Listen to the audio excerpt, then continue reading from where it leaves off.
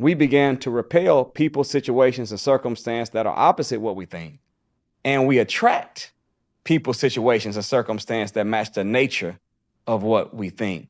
So the way that you do it, you have to feed the mind the positive to defeat the negative, the good to defeat the bad. And unfortunately, I don't know how accurate Einstein was in his study of the mind, but he tried a mathematical computation on what it took to get rid of negative thoughts. And listen to this. He said it takes 11 positive to get rid of one negative. Now, I don't know if he's accurate, but I will say it takes more positive than the negative to get rid of that one negative. Most of the time, we try to get one negative and say, I put one positive in, I should be all right. Now, go after 11 or 12 or 15, and we'll be able to defeat it. Brother Nuri, why do you think that the Black mind is always under attack every single day? Our children in school, us as men, our women, the propaganda that we see on TV. Like as you said, people constantly have sex on their timelines when they're scrolling. Yeah. Why is the Black mind always under attack? We are the superior creatures on the planet. We are the original man and the original woman. The Honorable Elijah Muhammad, he never allowed us to take on our identity or our self-concept from a landmass. So he never said we were Africans or Americans or African Americans. I don't know where that's located. But his question, when you join the nation, before you can even be a registered FOIMGT, male or female that's inside the rank, the question is, who is the original man? And the answer is the original man is the Asiatic black man. The maker, the owner, the cream of the planet Earth, watch this, God of the universe. So when your self-concept comes from that, then you become a powerful being. But when your self-concept comes from what we've been fed, you produce an inferior being from a superior being by nature. So they know that, and it's a scientific fact. Just look at sports and any field of human endeavor where Black people have been allowed to express themselves with a minimal amount of hindrance and suppression, we dominate. Whether it's tennis, whether it's basketball, whether it's baseball, whether it's football, and in academia, if we was allowed, we would dominate that too. So they have the knowledge that the original man, see, everything in nature evolves over time, which means it gets better. The Caucasian's birth record does not go past 6,000 years. But us, our birth record, you can't count ours. We, as Jesus said, he said, I'm Alpha and Omega. I'm the beginning and the end. The Honorable Elijah Muhammad said our birth date is over 78 trillion years. So look at how much evolution and progression we would have in our being. So they know that they have to make sure they break our legs before they start the race and make sure the playing field is always uneven, because the messenger, the Honorable Elijah Muhammad, drops it inside of our problem book in the lessons. He said the original man possesses 3 times the power of the grafted man. So anything that you see a Caucasian counterpart has done or is doing, multiply that by 3, and that's the power of yourself as a Black man. Come on, Brother Nuri. You know, hearing about sports instantly, I think about my brother, Shannon Sharp, and I'm not, saying this to tear him down, but I think this is like a really good learning lesson for us, because we've seen so many young Black men make a whole lot of money, and then you can get that sacrifice quickly by making poor decisions of who you choose to lay down with. For other young Black athletes, how should they go about choosing who they have as their wife, as their life partner overall? Well, I have a book. It's actually my first book that I wrote is called Before You Say I Do. And on the back of that book, there's a quote that, matter of fact, Steve Harvey, when he was on Shannon Sharp's show, they asked him about how important was his mate in his evolution, growth, and success. And he said, paraphrasing, he said, there's a dude named Nuri Muhammad that said the coldest thing. And he quoted what he heard from that book, Before You Say I Do, where I said that the most important decision you will ever make in your life after choosing belief in God is choosing the right mate For the mate you choose will either inspire you to grow into your greatness or they'll confine you to complacency. They'll either be your other half or make you half of yourself. And I said the minister said that remember that the mate that you choose, if you have a good relationship, that can bring out the best in you and make you more youthful. But if you're in a bad relationship, that can bring the worst out of you and cause you to age prematurely. So choose wisely. That's how important that it is. There's a scripture where you read about in Revelations a creature that is a great wonder in heaven that is going after a woman, and he is called a dragon. Drag on. So here's a female that's in a relationship. This is one of the definitions you can attach with a mate that is not holding her up, but holding her down. A drag on, excess weight. So we have to be careful choosing that mate. And remember, as an athlete, Shannon Sharp and all of the other of us, you knew who was chasing you in high school. You knew who chased you in college. You knew who was standing outside that locker room. Brother Samson. Delilah was out there. And if you look in the scripture, if you want to go into just the historical, Delilah was a Philistine woman, and Philistine people are white people. Samson had locks, so he was a black man. So the story of Samson and Delilah is about a black man being broken by a relationship with a white woman. The military couldn't defeat Samson. No warrior they could put up against Samson. No plot, no scheme, no strategy, tactic, or maneuver that the enemy employed could bring Samson down. But whenever Delilah got him, next thing you know, he was asleep, his locks got cut off. And you know that don't mean his hair cut. You know, haircuts don't give you no strength, but it means it cut him off from his knowledge of the power of himself, and he lost his ability. So we have to become a disciplined people. We have to become a moral people.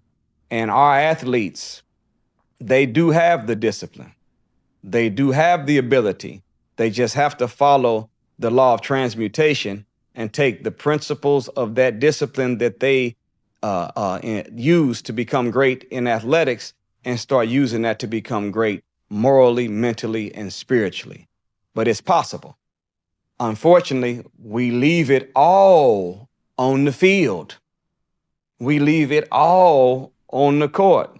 That's bad math. Don't leave it all on the field. Take everything you got from the field and bring it back home with you and use it for your mental, your moral development, and for the economic development of you, your family, and your people. And if we did that, then we would have less tragedies and less loss by falling victim to temptation. Indeed, brother. You know, hearing that, I think about so many pro athletes right now, NFL players especially. Micah Parsons on the Cowboys right now is just fighting for a guaranteed contract. Yeah. And seeing that in a old racist owner like Jerry Jones, it feels like a plantation all over again. Do you think it's possible for young black athletes, NFL players especially, to still be pro-black, stand up for themselves, be a man, and also still play in the league? Of course, we know about Colin Kaepernick seeing that, but do you think it's still possible for our young black athletes who are superstars to still speak up, speak on issues, and stand strong? Or do you think that they kind of got to code switch sometimes just to get that paycheck? How do you feel about it? Well, that's the way the system has been designed. Right. You know, they always do a public lynching of anyone that stands up to the system of injustice, wickedness, racism, etc. But that's the decision you have to make. You have to make that decision based upon your character. See, what does it mean to stand on business? Does it mean you stand on compromising your principles for money, or what does standing on business really mean? Because if standing on business means that you standing on your integrity, what you believe, and what's good and what's right, then no matter who and what the check says, you know that if you do that, God is with you and you are the majority. Unfortunately, most of our athletes have always, I say it like this, it was an old song Nas did. I think it might have been on Distant Relatives with him and Damian Marley. And he just dropped a seed. He said artists out here scared to make Muhammad Ali statements. That's all he said. But how many people are willing to be in sports and entertainment and make Muhammad Ali statements? How many people do we know of that have become great in entertainment that are willing to use their social leverage that they've developed to wage their social leverage to change the condition of their people? Very few. So we need some more athletes that take on the spirit of a Muhammad Ali, that is willing to say the Viet Cong ain't never called me no nigga. I ain't going over there to fight for them, kill and die for a country that when I come back, I can't even drink from the same water fountain. Well, we have to have that kind of spirit. And even though Muhammad Ali was denied boxing access for years, he went down as being a champion of something bigger than boxing. He became the champion of a cause and the champion for justice. So, it's what kind of legacy are you writing? Do you want to be known for being a good ball catcher, a good jumper, a good runner, a good dunker, or do you want to go down as being a good soldier for God and for your people? And if that's the case, you using sports as a means to an end. But if I develop me some social leverage, I'm going to use my social leverage for the promotion of the will of God and the rise of my people. Otherwise, I don't deserve my platform. So that spirit is the spirit that they have to take. And it takes a few stepping out there to do it. And Colin Kaepernick was doing it. So they made sure that you had a high-tech lynching of our brother so that all the rest of the athletes, I was going to say slaves, all the rest of the athletes would realize, that if you do it, we're going to do just like the plantation in the past.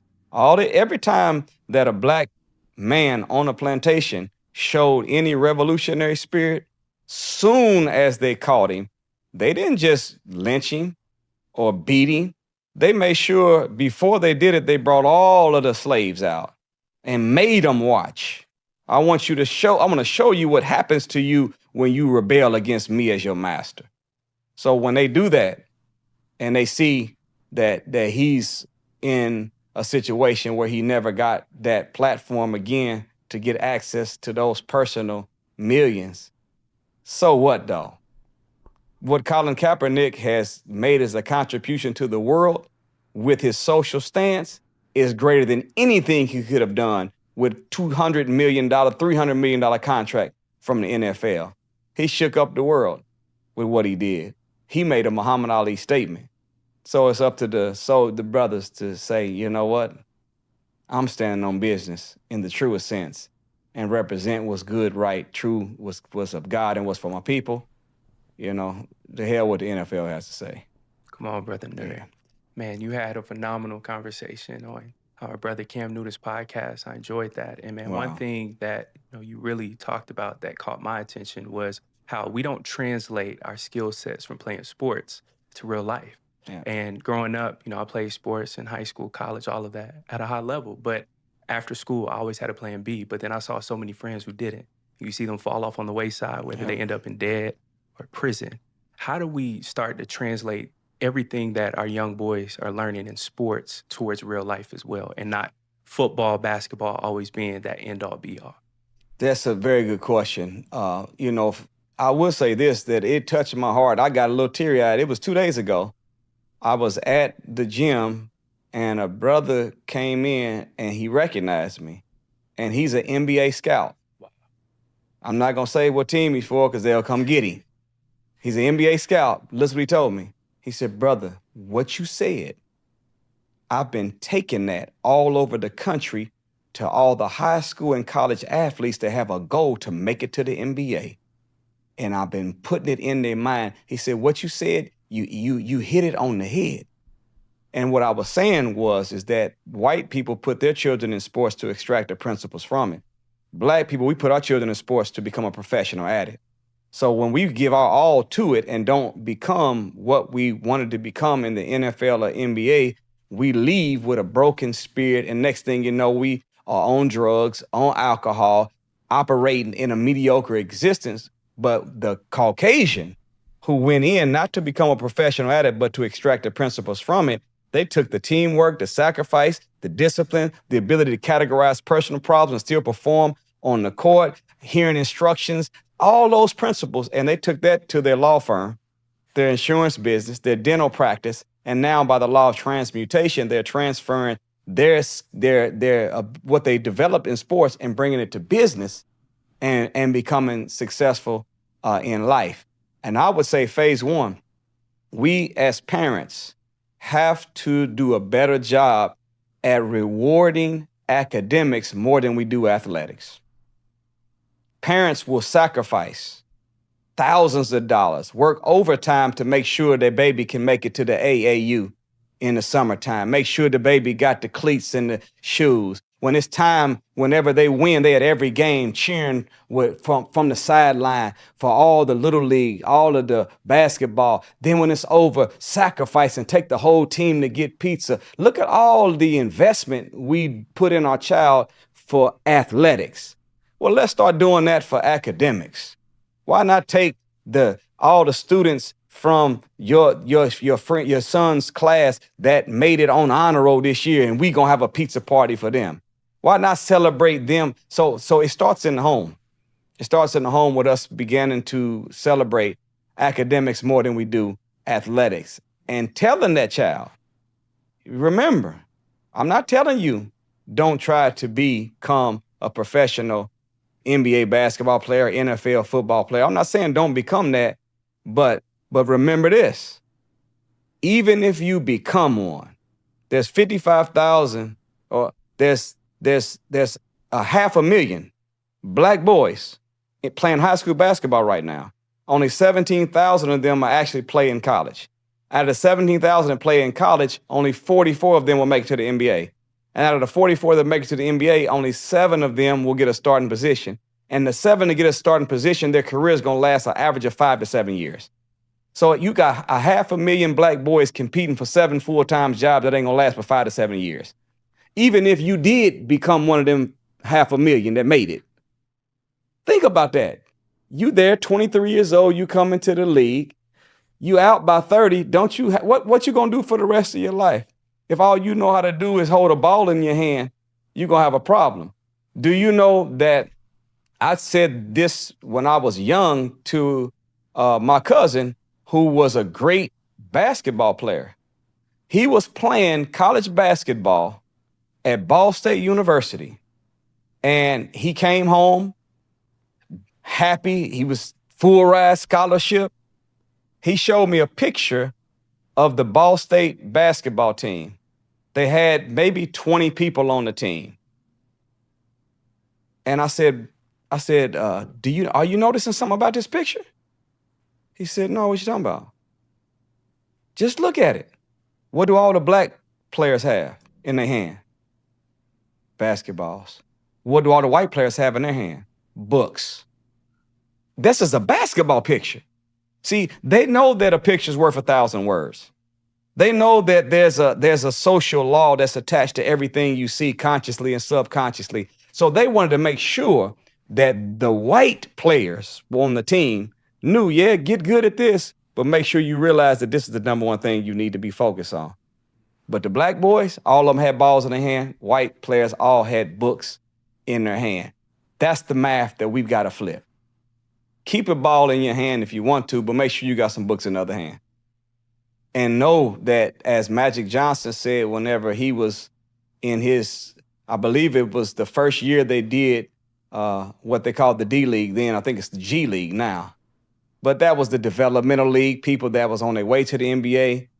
He said to them in a speech, he said, I want to show these brothers how to take the brain they built in basketball and use it for business. He's telling you that you have the ability to transmute all the principles you got from sports and use it in real life scenarios to build something for you and your people. That's what has to happen. We have to know that at a very young age. And as parents, we have to do more celebration of academics than we do athletics. And I think we'll be able to shift this paradigm. Indeed, brother. Football season is underway. It's about to start, Brother Nuri. Growing up, here in the South, football is almost like a religion, right? And it's like until I got older, I didn't realize how many parallels football had with the plantation. Even in bowl games, right? How we got the Cotton Bowl, we got the Sugar Bowl. Ole Miss, they're the Fighting Rebels. They play Old Dixie on. League. But if you can, brother, please break down for us the many parallels between football and the plantation for. Well, it starts off with the selection process. What is the NFL draft? What is the combine? It's the auction. Compare that to the auction block of plantation. So what did they do on the auction block? They would bring a slave out, grease him down, and they would show off his muscles and let him know that how strong he was, and how fast he can run, how many hours he can work. And we letting him go for $75, and they would bid on him. Same thing with an auction block. These athletes have become the richest slaves that have ever existed. They have the money, but they still are a slave. And they're being auctioned, just like you would on a plantation. Look at what the Dallas Cowboy owner, look at what he was saying about on tape. He got caught accidentally on tape describing the body parts of one of his players all the way to the sex organ. Think about that. What is he saying? I'm looking at a greased up nigga that's getting ready to make me some money on my plantation. Cotton field, football field. Think about that for a second. Notice that all of the general managers, all the owners, Caucasian. How's it in the NBA? What black man owns an NBA team? Not anymore. Michael Jordan. He was in it, but he never owned it all. Minority owner. Yeah, I think he might have got to the point where he got to 51% maybe. But I'm saying that to say, as a general rule, you can be a quarterback, running back, wide receiver. You can be a forward, a center, a power forward. You can be a guard. I will let even some of you Negroes even be coaches. But you'll never be the owner, because this is my plantation. So, in that sense, that is what it is. And I'm not telling the brothers to just say to hell with it because it's a plantation. No, you use it for what you can get from it, and allow your social leverage to be created by your skill that you've developed in sport and play, but take it to another world, take it to another level. There is no such thing as God creating a hooper. God does not create hoopers. He does not create wide receivers. He does not create linebackers. When God creates man, he gives us a purpose that we can make a contribution to the upward and onward movement of civilization. And sport and play does not push man forward. All it does is becomes a distraction for the masses of the people to pacify them, to cope with the condition of hell that they live in, while the rich get richer and the poor get poor. So let's take not just the money, let's take the social leverage that you earn by being great in any field, and let's start using it for freedom, justice, and equality. And I think in that case, what's going to happen is you're going to realize that they don't want you no more. But in our unity, there's strength. So why come we can't join Ice Cube? Hell, we go from the Big 3 to the Big 10, the Big 10 to the Big 15. We go back. We can have our own league. What difference? You don't want us to play on your field? We rent our own field, and we can do the same thing that they do, and we can do it for ourselves and for a cause. Next thing you know, imagine if we began to use our business acumen with our athletic acumen, marry the two together, and began to generate attention and resources. And we say that this year we've raised $2 billion in excess funding. We are going to sponsor the next 100 Black independent schools inside of the cities. It's just that simple. We could do it. So That's kind of a platform and foundation for it, and that is what it is. We have become $40 million slaves. Man, that's powerful, brother. Brother Nuri, you also once stated, the more guns you have, the less you feel like you need the God that you believe in. Here in America, as you know, it's always a mass shooting happening. But why do you think that the white man is so in love with his gun? Because just from my own observations, it's like you will see in their homes, they'll have a whole war chest, but they never want to do like hand-to-hand fighting. It's always having to come out with a gun. Why do you think here in America that the white man is so obsessed with his guns? Well, this in the scripture, in Revelations, there is the mention of what are considered four great beasts of the apocalypse. Of course, apocalypse is the end of time. If you go to 2 Timothy and you look in 2 Timothy around the first chapter, there's a mention of 18 to 20 spiritual diseases that you'll see present in the world that would denote that the end of times is here, the apocalypse is here. All of those conditions are manifest right now if you go and unpack it. So the scripture says that there were beasts that were ruling the world, disguised as humans, but beasts in human form. Do you know that with a beast, might equals right? So power comes in my ability to physically overpower you. So you look at how all conflicts in the world are solved. How do you fix the situation in the Middle East? It's always bomb this. How do you deal with Ukraine, Russia? Bomb this. Every Vietnam, bomb. Korea, bomb. World War I, World War II. Every time there's a disagreement, the higher rulers, the beast in human form, have always reached for a weapon as the means of resolving conflict. So because that's the training on the highest level, it's trickled down into the American society. We don't have the ability to lean over and push a button and blow the world up 100 times, but we can reach in our waistband and pull out a 9mm. So this is the way beasts operate. We've been trained like that. And unfortunately, anytime there's a disagreement between two people, the natural thing to do, the reflex of nature, is to reach up into your mind for some knowledge, wisdom, and understanding, then communicate why I disagree. And then that person reaches in their mind, gets more knowledge, wisdom, then they communicate why, and then you talk it out. But because we are living in what the minister told us over 30 years ago, he said, we are watching the dumbing down of America.